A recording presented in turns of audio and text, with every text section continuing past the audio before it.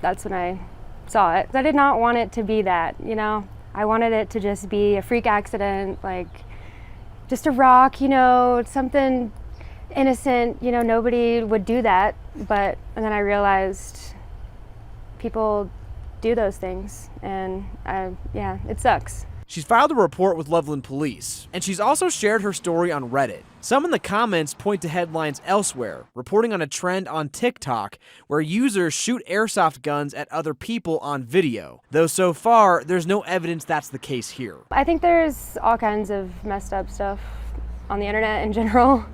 I don't know, really. Cooper Coe says in the warm Colorado summer nights ahead, she's still gonna drive with the windows down. Yeah, don't be afraid, people. In Loveland, Rob Harris, Denver 7.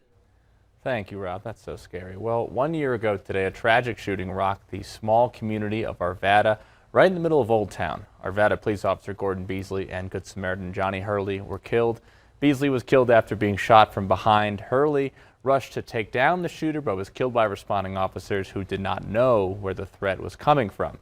Today, family and friends of Hurley held a moment of silence in his honor.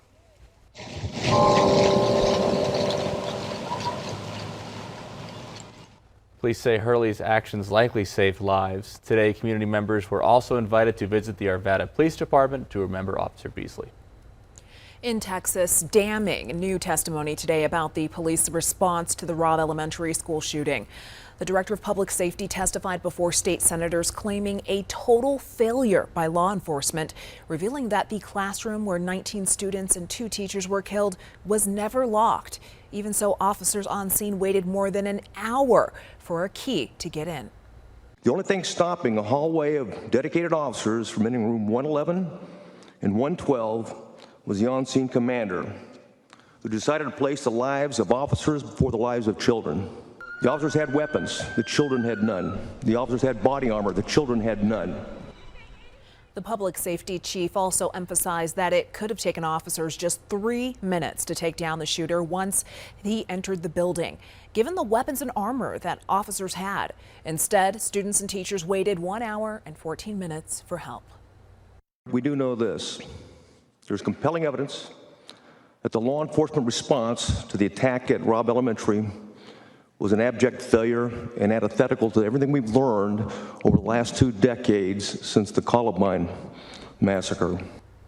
McCraw blames Chief Pete Arredondo, the on-scene commander, for the failures that day. ABC News tried asking Arredondo questions after today's hearing, but he refused to comment before being escorted out by state troopers. Lafayette City Council has approved ordinances related to gun control tonight. The first requires gun dealers to post sign warnings of gun dangers. The second bans open carry in public places and on city property. Those both passed second readings and will go into effect after 10 days. Well, live now to Washington with the latest from the January 6th hearing. The committee says it's peeling back the details of a layered plan to keep former President Trump in power, which they allege included trying to intimidate the former vice president and state officials into overturning the 2020 election. Now, a critical part of the committee's case, consistent warnings they say former President Trump heard from members of his family and inner circle that a pressure offensive to stay in power was illegal. Despite that, they say he and his allies pressed on. Reporter Justin Finch has details. The spotlight of Tuesday's hearing focused on election officials and staffers in Arizona and Georgia. The committee alleging former President Trump packed on pressure on them to overturn the 2020 election, part of an alleged plan to stay in power. Pressuring public servants into betraying their oaths was a fundamental part of the playbook. The committee making the connection between Trump's baseless claims of election fraud to the Capitol insurrection. As the stakes rose, the committee claims Trump turned up the heat. Donald Trump did not care about the threats of violence. He did not condemn them. He made no effort to stop them.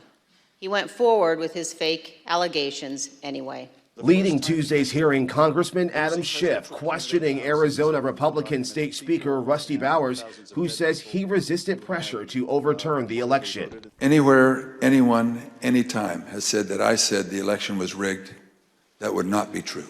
Also testifying, Georgia Secretary of State Brad Raffensperger, who refused Trump's request to find Trump more than 11,000 votes so he could beat Biden. The numbers are the numbers. The numbers don't lie. Election worker Shay Moss, who was falsely accused by those with ties to Trump of tampering with Georgia's 2020 election results, talked about her life being threatened. I just felt like it was my fault for putting my family in this situation. The committee also hearing from a top Georgia election official who says he warned the Trump White House of the potential for violence before the Capitol attack. On social media, Trump continues to dismiss the January 6th committee, still maintaining that baseless claim of election fraud. Justin Finch, ABC News, Capitol Hill. And the winner of the Norris Trophy is Cale Makar.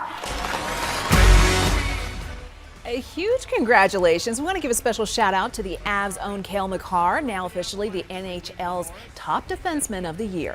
The 23-year-old won the Norris Trophy tonight, which makes him the first in franchise history to receive that honor. And as you saw on the screen there on the top right, Makar even beat out Tampa Bay's Victor Hedman for that title. Congratulations to Cale Makar. Coming up on Denver 7 News at 8. Douglas County addressing its unhoused community, but not all residents are in favor of temporary housing solutions. I think just jumping out and buying these 17 pods is just premature. Just 70s and 80s for highs today, but those 90s are going to be back in the 7-day forecast.